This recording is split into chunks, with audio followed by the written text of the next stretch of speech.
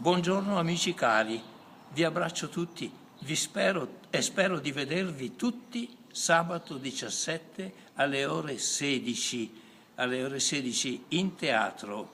In teatro ci sarà alle 4 che parla, che dà il saluto di benvenuto alle 4 nel teatro, il rettore del Barbarigo, ma in precedenza ci sarà una neodiplomata in arpa che vi farà sentire una suonata stupenda per arpa.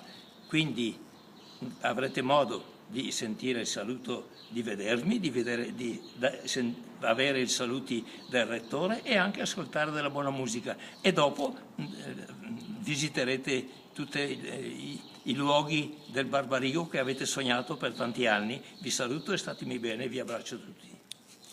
Grazie, Don Floriano. No, questo è centrale, dice che pesa tanto. È originale? Beh, ma magari ci serve anche per separare.